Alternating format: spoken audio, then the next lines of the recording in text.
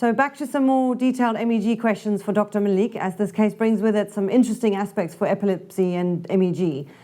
Do you feel that MEG could help better delineate frontal lobe epilepsy? Yeah, so the frontal lobe is very interesting. One, because of its connection, very rich in connection to the rest of the brain. And it's almost like a 3D structure. So you have like more kind of lateral outside surface, which is called the prefrontal area. Then you have more deeper side, which is kind of the mesial frontal, or like the cingulate area, which is a common source for seizures. And then like at the bottom, what is called the basal frontal area. So these are the three areas. And then the routine testing like EEG may not pick that up, and it may project to a different area.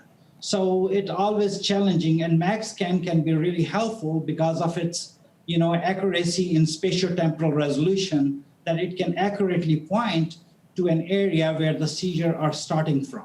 So would MEG be useful in helping with other areas of epileptic foci?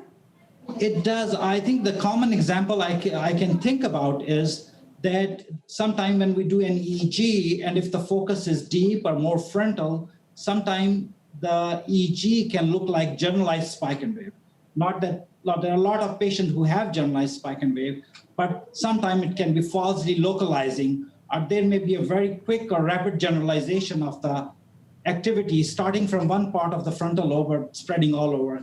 In those cases, the MAG scan can be really helpful to point us not only to the location, but also side, like if it's right-sided or left-sided, meaning lateralization of the seizure onset. So is MEG also good at looking under the temporal lobe? Yeah, so temporal lobe is another kind of common area where the seizures come from.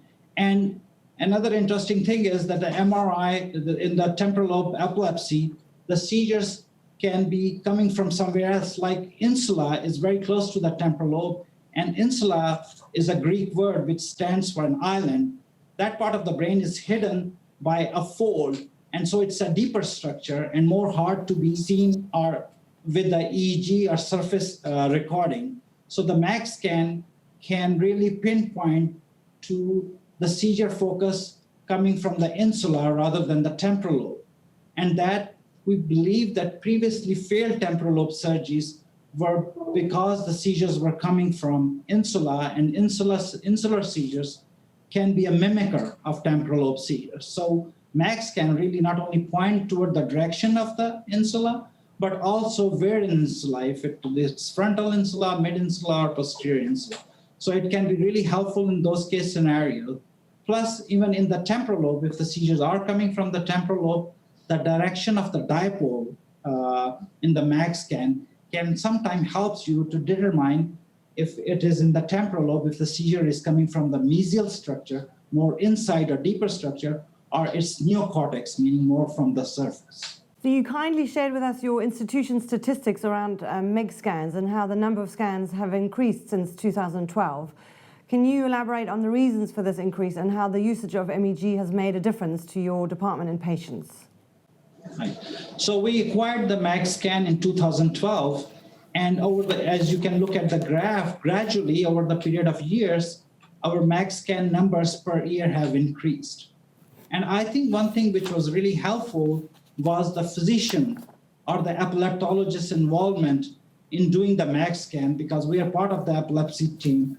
Most of the patients we are familiar with, why they are here, why they are getting the MAG scan, and what is the question people are trying to ask or they want an answer from.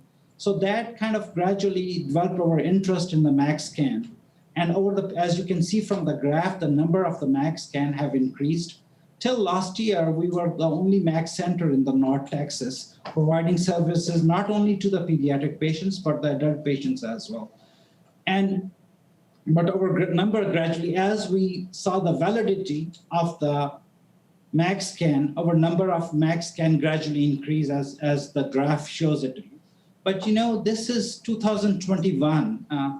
I would like to tell to my colleagues, the neurologists, the epileptologists, you don't need to wait for that many years to start using the MAG scan. There is wealth of information now. There is there's a hardcore evidence which has been put up by the American Clinical MAG Society and our other leading societies, and we believe that MAG scan is no more a conventional investigational tool. It is not a experimental entity anymore. We really believe the statement that MAG scan should be a standard of care for patients who are undergoing a pre-surgical evaluation.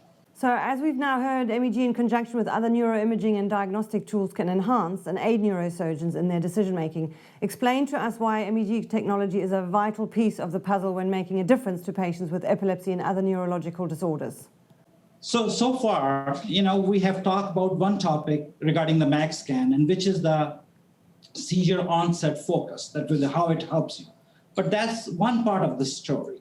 When patient comes down to our MAG lab to find out that answer, or we're trying to find out that answer, as part of the testing, we are looking at other things as well, or other modalities as well. What MAG scan is really good at, other than finding the seizure focus, is that MAG scan can delineate, or it can figure out for us very accurately which part of the brain are really important, doing an important function. What we technically call as eloquent areas. So these are the areas which are really important for your hearing, for your speech, both language receptive and expressive. It's very important for your memory, for your vision, and for motor activity and sensory activity, your movements. So those parts of the brain are called eloquent areas. While we are doing testing, these areas can be marked and identified on the MRI.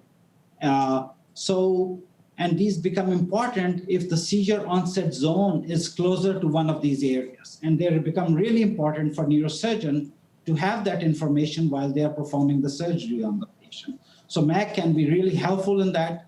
Not only that, the advantage of the MAG is that it's a very non-invasive test.